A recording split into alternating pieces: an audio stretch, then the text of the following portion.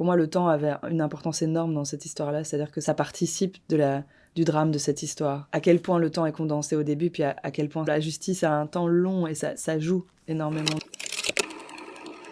Bonjour, je m'appelle Delphine Girard, je suis la réalisatrice de Quitter la nuit, qui est en compétition pour la 15e édition de MyFFF. Madame?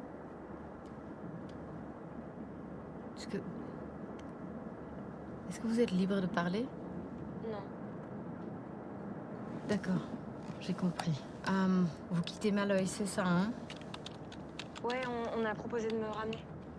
Vous ramenez vers où? Je veux dire, est-ce que vous savez vers où vous allez? Non. Tu penses que tu pourrais garder Sarah chez toi cette nuit? J'aimerais pas qu'on la déplace trop tard. Vous êtes en danger? Oui. Est-ce que vous avez été enlevé? Je sais pas. C'est l'histoire de 3 personnages qui vont se rencontrer dans une nuit et dans des circonstances assez sombres, et que le film s'occupe de regarder ce qu'ils vont faire de cette nuit-là, tous les 3, comment ils vont s'en extirper et comment ça va agir sur leur vie. Et je dirais que c'est un film qui, à la fois, est tendu et démarre dans une grande tension qui est de l'ordre du thriller, qui s'échappe petit à petit de ce genre-là pour rejoindre vraiment une observation de personnages et aussi du monde, de la société, de la question de la justice dans ce monde-ci. Une sœur, c'est un film que j'ai réalisé en 2018 qui était basé sur un appel téléphonique réel que j'avais entendu. Une femme mal prise en voiture avec un homme qui faisait semblant d'appeler sa sœur pour en fait joindre les secours et être secouru. Ce qui m'a touchée le plus, c'est la relation qui s'installait entre les 2 femmes au téléphone. Donc celle qui peut pas dire ce qu'elle est en train de vivre réellement, mais qui essaye de faire comprendre à l'autre, et l'autre qui, petit à petit, saisit la dangerosité de la situation et qui va agir, en fait, pour essayer de la retrouver. Donc j'ai fait ce court-métrage. J'avais une sensation, en fait, de pas être allée au bout de ma réflexion sur cette thématique-là. Ça a été traversé aussi par le mouvement MeToo, juste qui était concomitant. Et tout à coup, la question de la violence, mais aussi la question de comment on adresse cette question de justice et de réparation est devenue centrale pour moi. Et Quitter la nuit est né en fait de cette envie de savoir ce qui allait arriver à ces 3 personnages dans l'après-coup, ce qu'ils allaient pouvoir faire de cette histoire et ce qu'on leur proposerait dans la réalité. Alors expliquez-moi. Vous étiez où hier soir? C'est quoi le contexte? C'était une fête chez l'ami d'une amie. Et lui, Dari, c'est ça? Vous le connaissiez? Un peu. On s'est croisés quelques fois. Le défi de ce film, c'est de rassembler différents points de vue, c'est-à-dire de les mettre côte à côte, la victime, l'agresseur a priori, et la témoin, en fait, celle qui a entendu cette histoire-là. Je me disais, ça crée forcément une forme d'inconfort, mais c'est la seule façon de raconter cette histoire-là, en fait, de regarder comment chacun se raconte et comment chacun chemine dans cette chose-là. Ali, dans cette histoire-là, elle peine à trouver où est-ce qu'elle va pouvoir déposer ce qu'elle ressent vraiment, les doutes qu'elle a par rapport à ce qui a pu se passer, sa propre responsabilité ou non. Et ça m'intéressait de regarder la singularité de ce personnage dans cette histoire-là. Personne réagit de la même façon à une agression, à un viol. Enfin, il n'y a pas de cas général, en fait.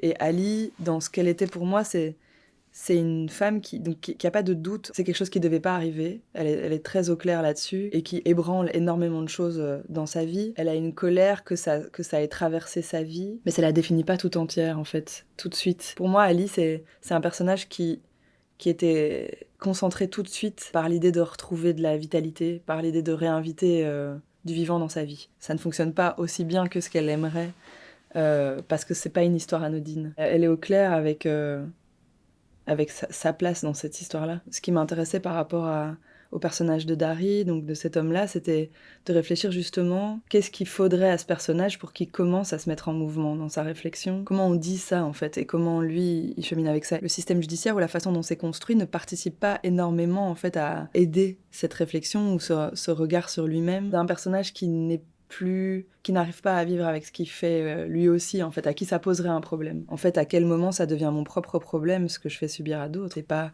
juste je vais être punie et j'ai peur de ça et je me défends pour garder une place dans la société. À quel moment l'empathie ressurgit, en fait? C'est de ça dont il est question, c'est de ne prêter pas de pensée, pas de désir à quelqu'un pour lui imposer quelque chose. Comment est-ce qu'on récupère ça?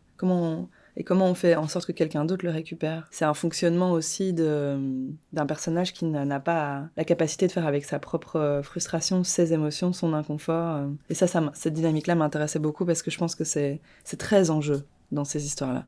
C'est qui cette fille? C'est une amie, c'est une fille, je sais pas. C'est elle qui a proposé qu'on parte ensemble. Il s'est passé quoi? Ouais. On a quitté la soirée ensemble, on s'amusait, c'est tout. Bah ouais, visiblement, hein. Le long métrage commence par les 16 minutes du cours. Et en fait, assez vite, on s'est dit, mais en fait, toute la partie dans la voiture, de par le dispositif, ça pose pas de problème, en fait, de le reprendre. Les personnages sont de dos pour la plupart. Moi, j'avais travaillé beaucoup typiquement pour les flashbacks, sur la théorie de comment ça allait fonctionner avec le reste. Et j'essaie de créer ma règle du jeu au milieu de tous les éléments. Après, c'est des choses qu'on a réfléchi en montage, mais quand même, la logique, par exemple, des flashbacks qui me guidait, pour moi, c'était de me dire, tous les flashbacks, sauf un, sont revus par Ali. Tout ce qui précède et qui allait encore bien, c'est elle qui le revoit. Parce que pour moi, c'est elle qui cherche à saisir à quel moment ça a dérapé. Mais par contre, le flashback violent est revu par lui, parce qu'il n'y a que lui qui a besoin de le revoir, en fait. C'est-à-dire, elle n'a pas de doute sur l'aspect violent de ce qui s'est passé. C'est lui qui a besoin, à un moment donné, de se confronter de relever le voile sur ce qu'il a commis. J'avais aussi cette envie ou cette règle du jeu de me dire, en fait, le film commence en temps réel, c'est-à-dire qu'on est réellement dans 16 minutes qui sont 16 minutes. Petit à petit, le temps va se dilater, donc c'est 15 minutes, puis une nuit, une semaine, et au final 2 ans. Parce que pour moi, le temps avait une importance énorme dans cette histoire-là, c'est-à-dire que ça participe du drame de cette histoire. À quel point le temps est condensé au début, puis à quel point la justice a un temps long, et ça joue énormément dans cette histoire-là de marcher, d'avancer dans sa vie avec une histoire comme celle-là pendant aussi longtemps. Pourquoi vous n'êtes pas retourné à l'hôpital pour l'examen?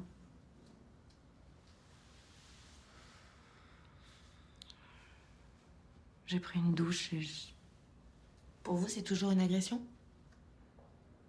Bah oui. Vous seriez venu porter plainte si la police n'était pas intervenue sur place et vous avez ramené ici?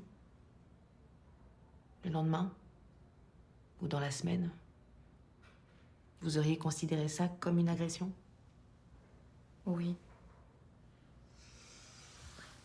Donc je cherchais au son à par moments décaler un tout petit peu la réalité ou à traduire un tout petit peu plus de ce qui pouvait se passer à l'intérieur des personnages plus que juste un décor sonore. On a essayé de travailler là-dessus, beaucoup pour le personnage de Hannah, donc, qui est joué par Verl Battens aussi. Il y avait quelque chose dans ce personnage et dans son rapport à l'histoire qui se liait beaucoup au son pour moi. C'est le seul personnage qui a le choix de rester dans cette histoire-là ou pas. Les deux autres n'ont pas vraiment le choix, mais elle décide en fait. Elle décide qu'elle veut et elle peut pas vraiment s'expliquer pourquoi, mais elle a quelque chose à jouer et elle le pressent. De ce personnage somnambule qui est attiré par un endroit, enfin qui se sent happé par quelque chose, et le son participait beaucoup de cette sensation pour moi. Puis voilà, le son, c'est aussi par là que les personnages se sont rencontrés, par cet appel qui fait entrer Hannah dans cette histoire, et les personnages sont à 3 au début de l'histoire d'une certaine façon, ils sont à 3 à la fin de l'histoire aussi d'une autre façon. C'est plus les mêmes qui sont de chaque côté, il y a quelque chose aussi sur la vérité de ce qu'on entend, qui peut pas être vécu. Ils ont retenu viol et séquestration. Bon, maintenant l'enquête est en cours, donc je peux pas trop vous dire sur quoi ça va aboutir. Très zone grise. Bien sûr. Il dit que... voyez. Je peux être là? Témoigner? Si c'est utile. On a récupéré l'enregistrement de l'appel.